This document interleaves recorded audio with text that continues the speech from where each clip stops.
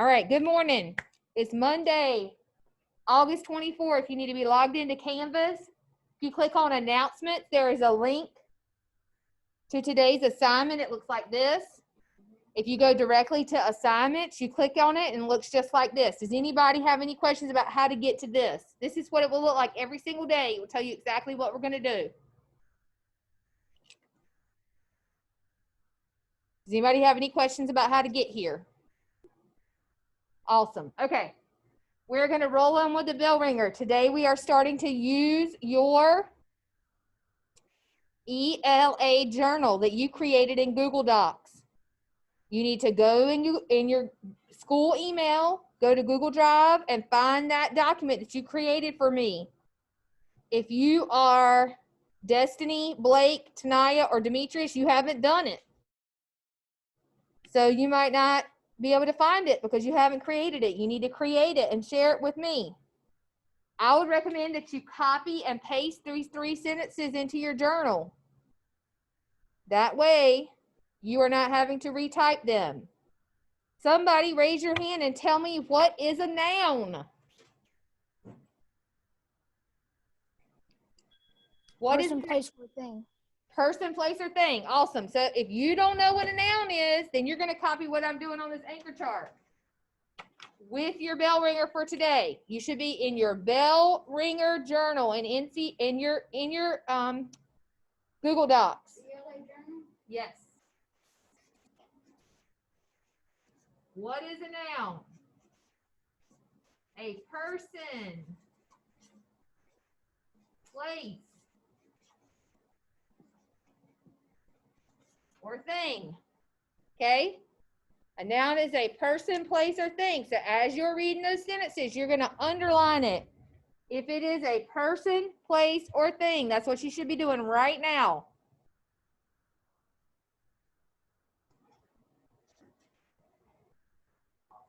Put today's date. I'll put 12 minutes right here. Click there. Click like the. Press enter. Go back up. Up. Press right. August, Monday, August 8, 24, 20. Put today's date on the bell ringer, okay? Just so you kind of keep it straight. Just put the bell, the date up there, okay? Mm-hmm. You know how to get to your bell ringer journal you created? Google Docs? No. Click on this. You have to click on like Happy Monday, then click on all sections. And then click on Monday. So that's what we're doing today. Now go here. Close it. Go there. That one. Or this one actually.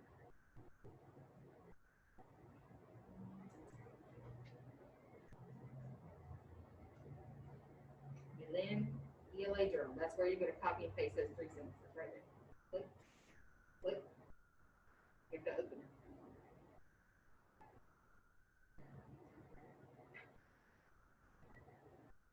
Got it? All right, so put today's date and then copy those 3 sentences that are your bell ringer right there. Got it? Mm-hmm.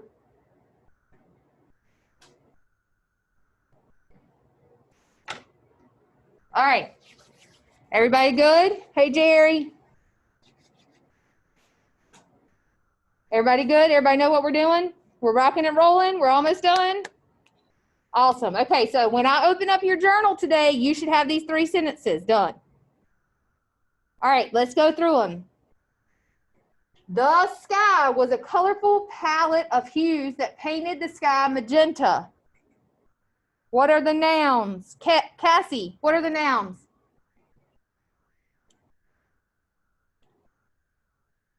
The sky.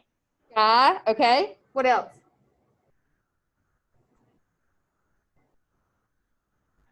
Magenta. Magenta, and then sky again, and palette. A palette is one of those things that an artist holds that has all the colors on it. Okay, it like has the mixtures on it, okay, and that's a thing. They hold it in their hand, okay? Any questions about that first sentence? All right, let's look at the second sentence. Betsy said that she couldn't possibly lend David the book on horses. Dyson. Noun. Betsy, good. Keep going. What's next? David, good. Book, one more. Perfect. Everybody hear it? Betsy, David, book, horses.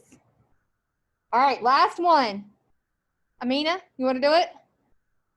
The picture showed a quickly moving thunderstorm on the horizon. Picture, thunderstorm, horizon.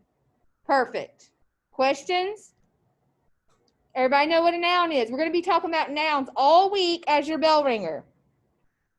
Any questions about nouns?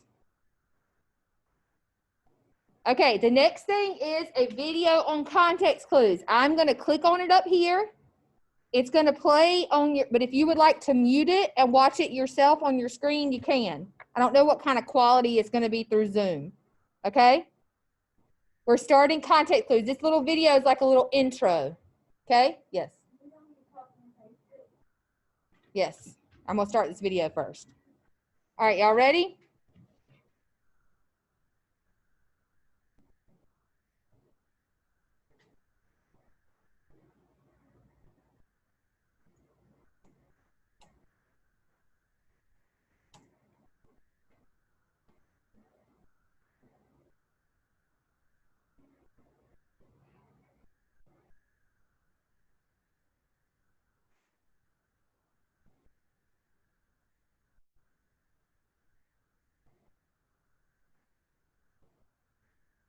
All right.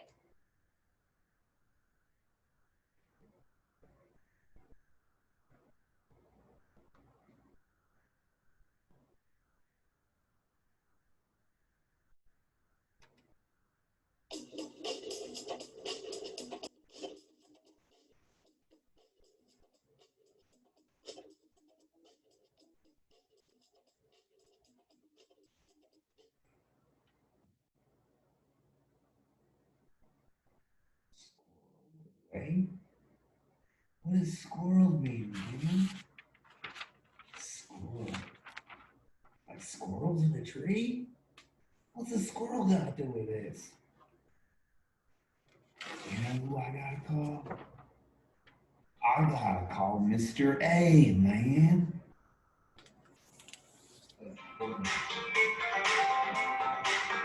Oh, it's Groovy Man. Hey, Groovy Man, what's up? Mr. A? Groovy. Yeah, Groovy Man, I'm here, brother. What can I do for you? Oh, Mr. A, yeah, like there's a word in this book, man. I don't know how they mean it. It says squirreled. And are they talking about the squirrels in the trees, or is there another meaning for that word? You know, this is the other families in our flat scrambled to give the officer everything they had squirreled away. Little bits of jewelry, a pocket watch, a handful of money. I'm glad you called, Groovy Man. I can help you out. It's time for ELA with Mr. A. And today we're going to talk about context clues. Okay, it's time for context clues with Mr. A. Groovy, Mr. A. Let's do it. Okay, what is a context clue? I don't know. It's what you're here for, Mr. A. I know. Relax, Groovy Man. Context clues are clues that the author uses to help readers define words that they may or may not know. Clues can be found in the same sentence as the word, or they can be found in a sentence before or after the word. Okay, that sounds pretty good to me.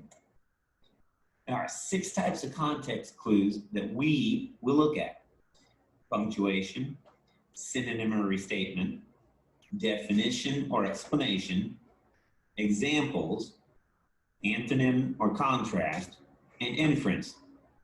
Okay. Punctuation.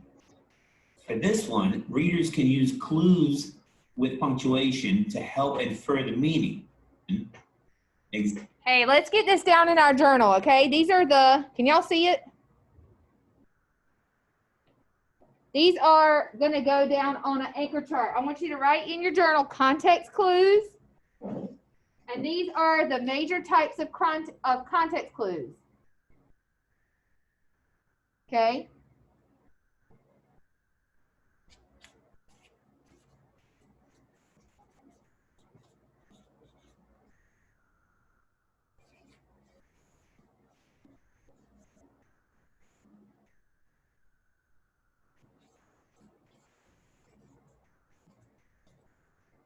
Definition, example, antonym, or inference.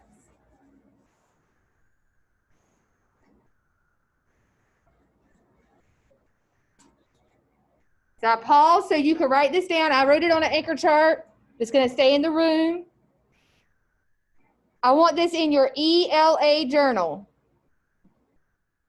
Gracie, if you need to watch it on a video later, you can. Yes, sir. Yes, ma'am. This can go right under the nouns bell ringer.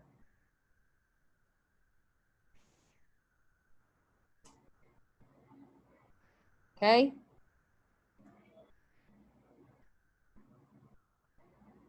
So it's going to go through and talk about it, but I want you to have these notes. So context clues is when you're reading and you get to a word that you don't know.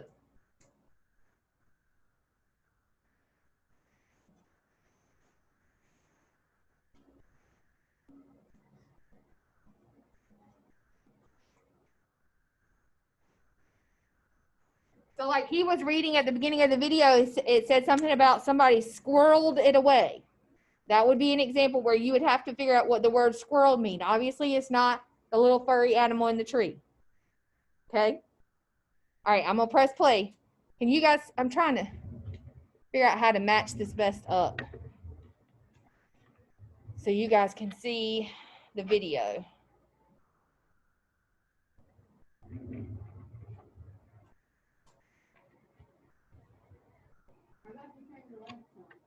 They can see it. All right, here we go. Examples, antonym or contrast, and inference. Okay. Punctuation. For this one, readers can use clues with punctuation to help infer the meaning, such as quotation marks, which will help show the word has a special meaning, dashes, parentheses, or brackets, which can enclose a definition, and italics, which show the word which will be defined. So in this example here, Steve's father was a haberdasher or a men's shopkeeper in the story. The same example below, Steve's father was a haberdasher. In parentheses, it says men's shopkeeper in the story. In the story, comma, Steve's father was a haberdasher, hyphen, or men's shopkeeper. So what's a In the last haberdasher? example, Steve's father was a quote-unquote haberdasher. Got it? In brackets, he had a clothing store for men. So in these four examples, the punctuation help us identify or learn what the definition of the word is. Whoa, I didn't know a haberdasher was a word. I know, isn't that pretty cool? Uh-huh. Okay, on to the next one. Synonym or restatement. Sometimes an author will use words with similar meanings to help define a word that may be difficult or even a phrase. So in this example down here, my opponent's argument is fallacious, misleading, plain wrong. So in the example above, the word misleading is a synonym for fallacious.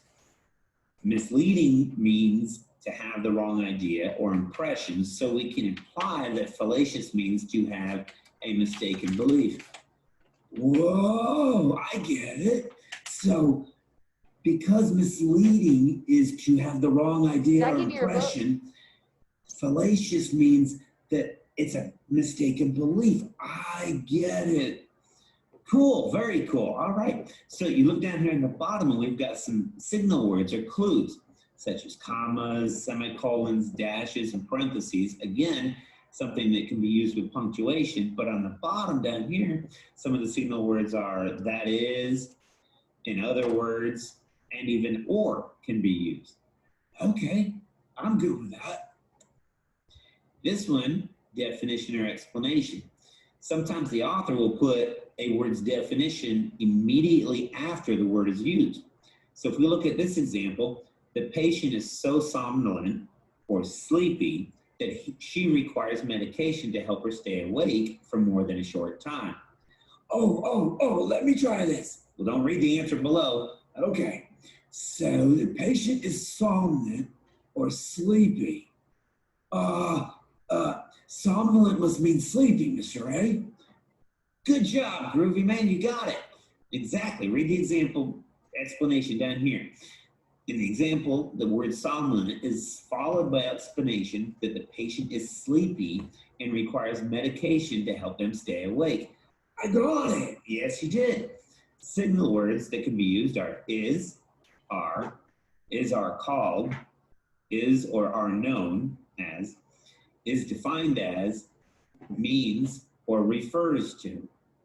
Okay, we're good so far. Yeah, we're doing good. Keep going. Examples. Sometimes the author will use an example in the sentence to help define a word. They're usually found in the same sentence, but sometimes they're found in nearby sentences. So look at the example we have here. Celestial bodies, such as the sun, moon, and stars, are governed by predictable laws. Celestial bodies. Okay. Well, since it's a definition after the word, I'm guessing that the sun, moon, and stars are all examples of what celestial bodies are. You'd be right, too. I mean, look, right there down below it says, in the above example, celestial bodies are defined through the sun, moon, and stars. Whoa, I'm starting to get it, Mr. A. To figure out the meaning Awesome. of the word. Signal words that can be used are, for example, for instance, including, such as, specifically, or to illustrate. And did you notice? Yeah, I see it right there, Mr. A. Such as was used in the sentence. It sure was, Groovy Man, it sure was. Okay, moving on, antonyms or contrasting. Now, some authors like to use antonyms or the opposite meaning of a word to help readers understand a word's meaning. These can also be found in the same sentence or in the nearby sentences, either before or afterwards. Let's look at the example below. Although some men are loquacious, others hardly talk at all. Oh, loquacious. I don't know what that means. Great, well, let's figure it out. In the example, the author used antonyms, again, words that mean the opposite, for loquacious to help us understand that loquacious means to talk a lot or someone that is talkative. How do they do that, Mr. A? Well, look at the back of the sentence. See where it says, others hardly talk at all? Oh, and so that's the opposite of what loquacious means. Sure is. So if others hardly talk at all, loquacious has to mean, it means they talk a lot. Very good, very good. Now look down at the bottom down here. We got signal words. But, however, although, oops, let me go back. Oops, we lost our screen going back. Although, otherwise, unless, instead of, on the contrary, on the other hand, while, and unlike. Whoa, yeah, look, although is used in the sentence, Mr. A. You're right. So that was a clue that cued us in on that. Inference. In some instances, the meaning of the word is not given at all, and you have to use clues found in the text to define the word. The clues can be found spread out in a number of sentences around it. So let's look at this example. The monkey's vociferous chatter made me wish that I had earplugs. I don't know what that word means. I don't either, but let's look at the sentence real quick. All right, so if we look at the sentence, monkey's got some kind of chatter going on that makes me wish I had earplugs. So when would I wear earplugs? When it's loud, really loud. You're right. So I'm wondering if the vociferous chatter is really, really loud. Whoa, yeah, man, that could be it. Let's look down below. In the example above, we see that the speaker wishes that they had earplugs. This would indicate that the monkey's chatter was rowdy and quite loud. Oh, I get it. Awesome. Let's look at the signal words.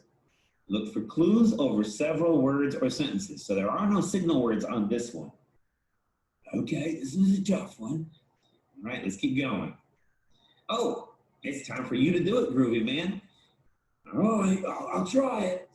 All right, you're going to use the previous examples to determine the definition of the word indolent. While Scott is hardworking, his indolent brother spends most of his time watching TV or sitting around with friends. The word indolent means boring, selfish, or lazy. Which one, Groovy Man? This is a hard one. Let me see here. Scott is hardworking. His indolent brother spends most of his time watching TV or sitting around with friends. Let me think about that for a minute. Okay, I'm gonna give you 30 seconds to think about it. Okay, that sounds good, Mr. A.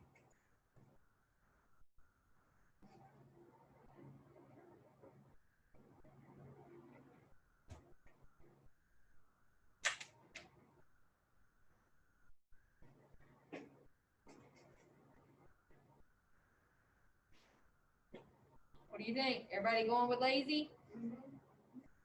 Everybody at home going with lazy? Okay, Groovy Man, what do you have?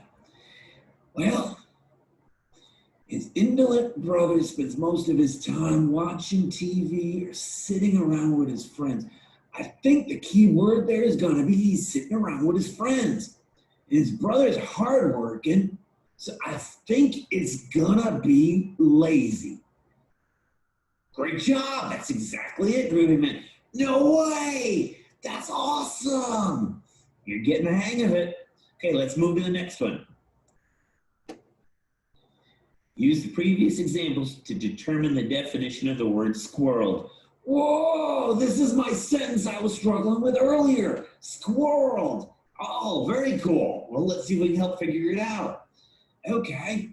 So the other families in our flat scrambled to give the officer everything they had squirreled away. Little bits of jewelry, a pocket watch, a handful of money. The word squirrel means hide something of value, collect, store things together, or treasure of great worth and value. Tell you what, I'm gonna give you 30 seconds to think about it, Groovy Man, and we'll come right back. Okay, I'll work on it. All right, so hide something of value. What do you think? Thumbs up, thumbs down? Down? Hide something? Everything they had, they hid away. I kind of like A. All right, 2. B, collect and store things together. What do you think? Thumbs up, thumbs down? Maybe? How about treasure of great worth? No, it's definitely not that. So we think Groovy Man, it's what do either you have? A or B. What do you think? Well, this is hard. I think it's A. All I can think about is squirrels. Squirrels are in What do trees. they do? What do squirrels Not really do? a lot of clues here, there, Mr. A. They take their Nope, nuts you're right. and hide It's them, kind of right? like that last one we did, the inferences one. Yeah, it is. Well, my first thought is that it would go with, treasure because there's jewelry, a pocket watch, and a handful of money. But squirrels don't have anything to do with that. You're right. So what do you think? Well, squirrels like to, you know what? Squirrels hide their nuts. That way they have food to eat in the wintertime. You're right, Groovy Man. You're so right. So it's gotta be hide something of value. Great job, Groovy Man. You got it. Whoa, I get it, Mr. A. I get it. This is awesome.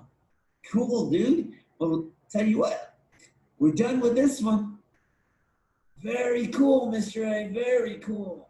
Thank you, Mr. A, for helping me figure out what squirrel meant, man. That was awesome. Anytime, Groovy Man. I can help you again. Just let me know. Hope to see you next time on ELA with Mr. A. All right.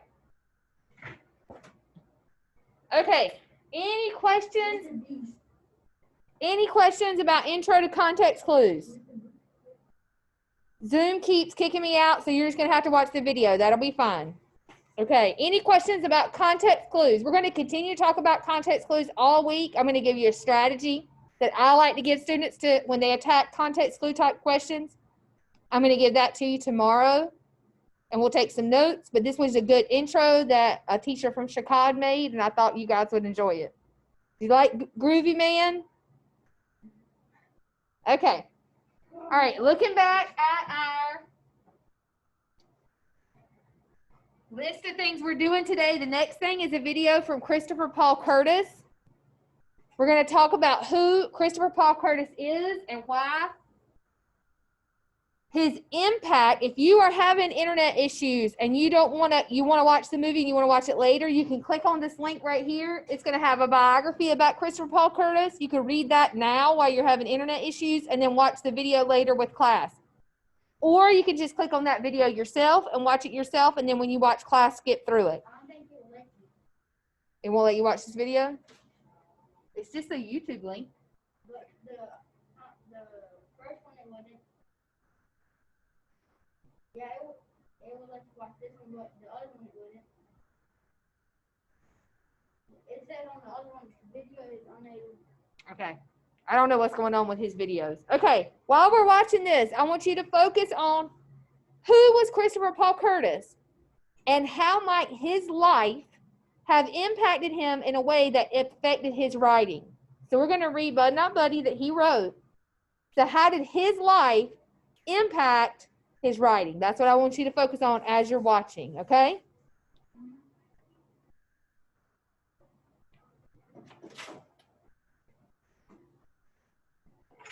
I discovered that I first wanted to write by actually starting with my first book, The Watsons Go to Birmingham. I had been working in a factory in Flint, Michigan, and during breaks I would write. And writing became a refuge for me, actually. I found out that if I was writing, I wasn't thinking about working in the factory. And I absolutely hated working in the factory. So when I would take my breaks, which the job I was on, we would double up, which means out of every hour, we would work half an hour and sit for half an hour. So during those half hours, I discovered that if I sat down and wrote, it made time go by very quickly.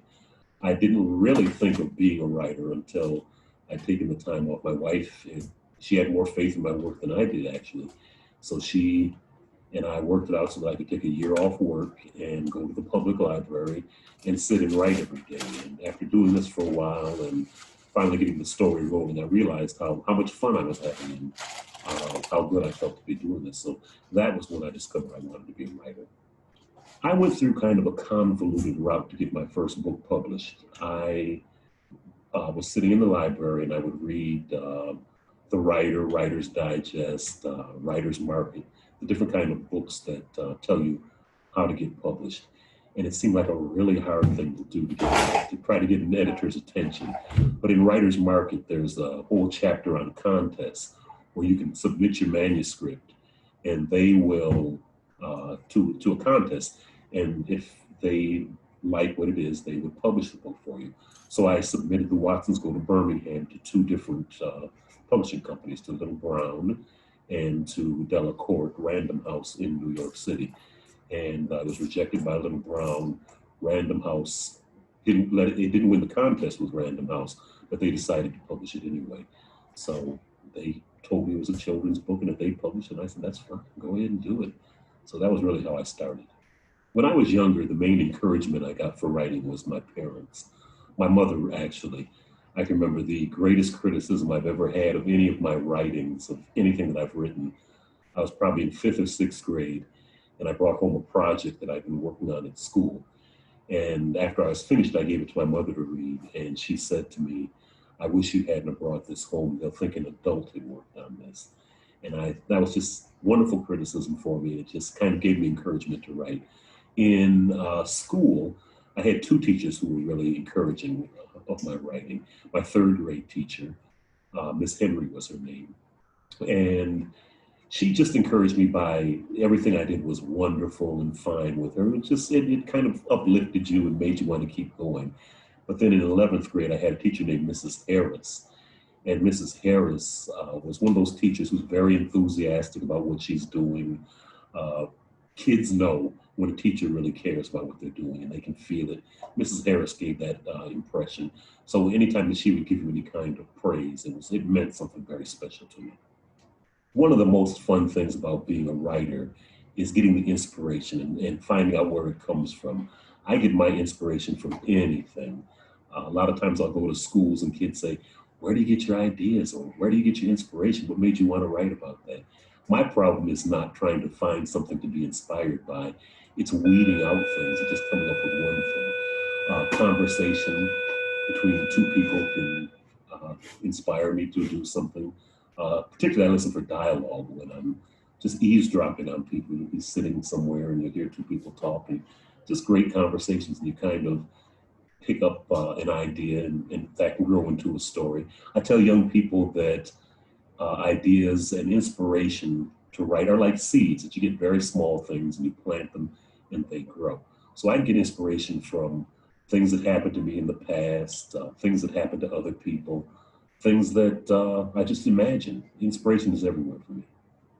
The best part about being a children's book author is that you're doing something that you love to do, and that you get to go out and go to schools. And I love meeting kids and talking to the young people about the stories. And I remember when I was a young person thinking, what made the author think like that? And to actually have the chance to be able to talk to kids and see the same looks on their faces, I think it's a wonderful thing. I really can't think of anything that I would call the worst thing about being an author. I love every aspect of it. It's something that I came to later in life. I had jobs that I absolutely hated before. So this is a walk in the park for me.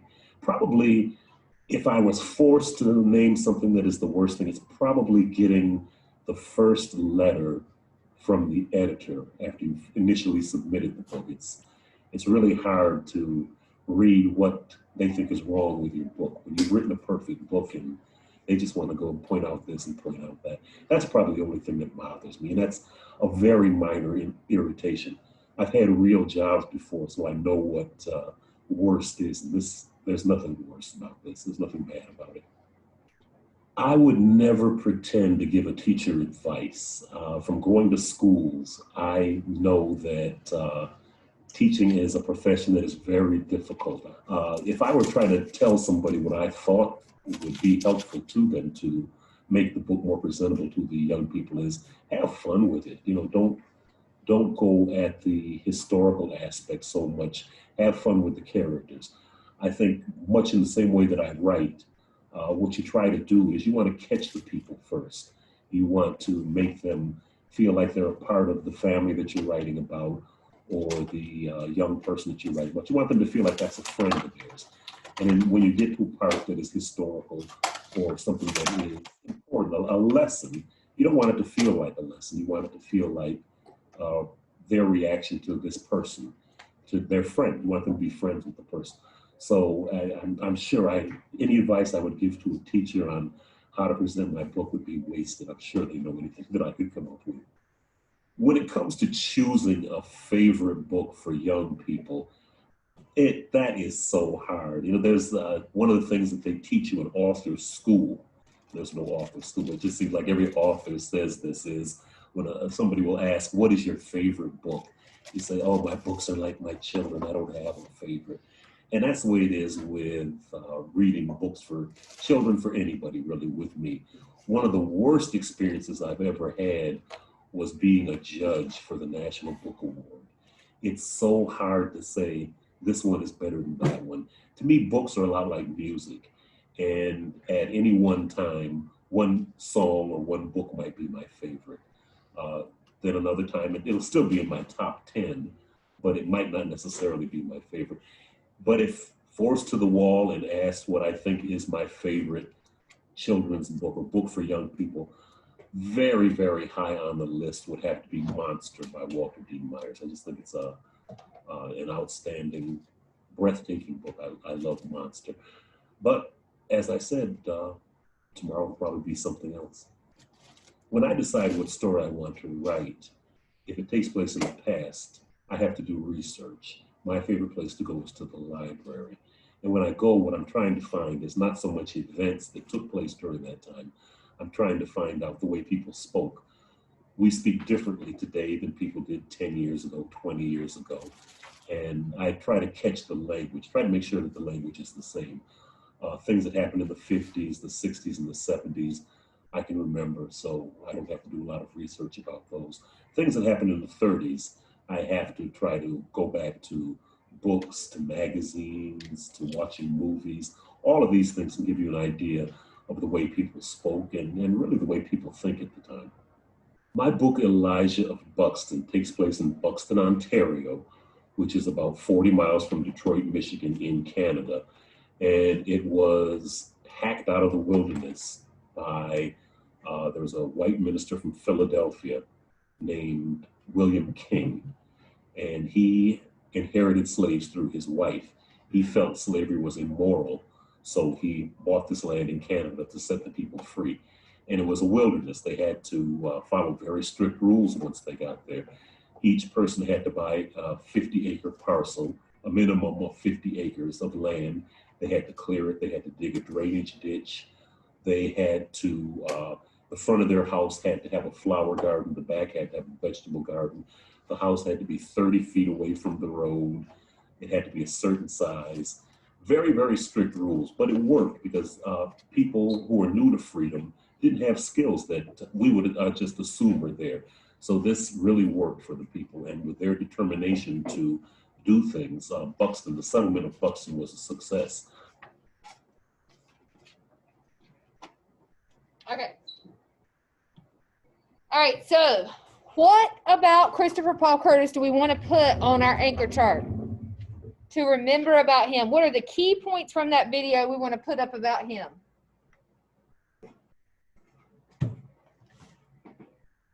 Amina. He writes children's books. He is a children's book author.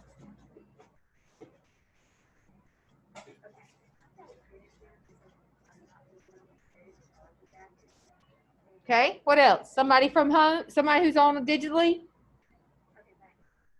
What did you learn in that video about Christopher Paul Curtis? You can put it in the chat or you can unmute and say it out loud.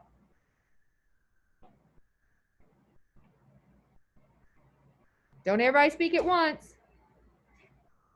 Tell me something about him, Dyson. How did he get started being an author? Okay, he liked to write and he entered a contest, right? Even though he didn't win the contest, they still published his book.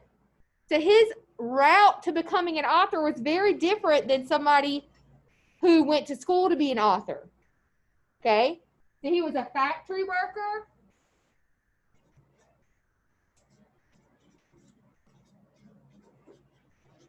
And then entered a contest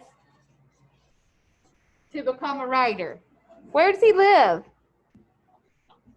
Maylene, where does he live? Were you listening? Were you watching?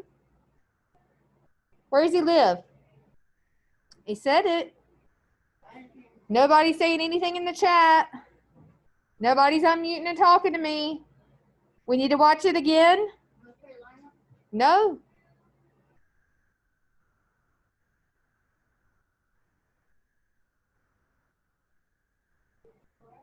Michigan.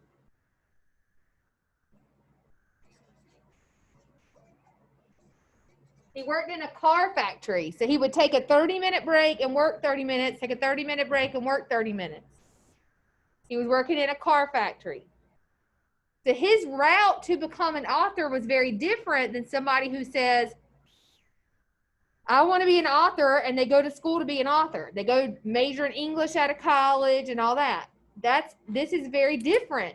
His route to becoming a author was very different. So how might his experience in writing, how might our experience in reading something that he wrote be different because of his experience and his route to becoming an author?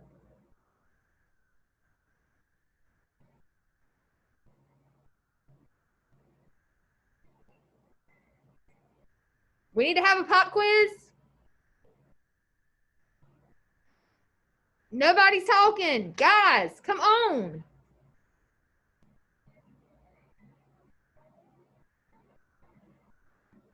Hello. Talk to me. So if you have one author here and they went to school, they studied English, and they became an author, and then you have Christopher Paul Curtis here, who did not go to school to be an author. He just wrote it and almost won this contest, and they published it anyway. How is their writing going to be different? Gavin, thank you. You have to go to school and you have to. But he didn't. So how is his writing going to be different because he didn't? Thank you, Cassie. Talk to me, baby. I think it's going to be different because he didn't have that much knowledge on writing, and he wasn't really that experienced. Right. It's going to be different because he did not go to school to be this cookie cutter author. He just wrote. It's like down to earth. We can experience the same thing he's experienced. What did he say about research? Why is research important in being an author? Why is research important in being an author? So you can find information for you to like write something. And for that time period. So he writes historical fiction. Bud Not Buddy takes place during the Great Depression. If you write a novel and it takes place in the Great Depression and there's spaceships, did you do the correct research? No, you did not do your due diligence as an author if you write about the Great Depression and there's spaceships. So they have to research. Authors have to research and make sure that it's taking place in the time period. They have to make sure that they're talking in the right dialect for that time period. Do you have a bathroom in your home? Yeah, it's 2020. You have a bathroom in your home. In the Great Depression, did they have bathrooms in their home? No, so that's something that he had to research and he had to know. Right, exactly. All right. I love Christopher Paul Curtis. I love the style of writing that he does, and I think that you will enjoy it as well. We are going to start reading Bud Not Buddy tomorrow. We're going to talk just a smidge about the Great Depression tomorrow before we start reading. You need to make sure that you have a book, or you're going to use the digital version. And I have some here for people that are watching this video that may have been absent last week that are B. I have your video. Your book. And if you need one, if you're a digital student, virtual student, and you would like to borrow one from the school, you need to let me know and I will have one in the office for you. You also have the option that you can use one digitally. I sent a link. I will send a link if I haven't already, so that you can just use a digital version. It's a PDF. Okay? All right, last thing that we have to do for today is your exit ticket. My students that are sitting in here with me are getting ready to go to the bathroom. So they will do it when we get back from the bathroom. If you are a virtual student, you can go ahead and fill out that exit ticket right now. If you're new to this class and your name is not showing up there when you click the drop down, if you'll send me an email, that will remind me that I need to add your name, okay? The word of the day is, I haven't said it yet, Cassie. You didn't miss it. You didn't miss it. The word of the day today is factory. Christopher Paul Curtis worked in a factory. The word of the day is factory. All right, we are going to log off. We're going to go to the bathroom. When we get back, we'll do your exit ticket. You guys at home can do your exit ticket now. I will see you tomorrow. Have a great day.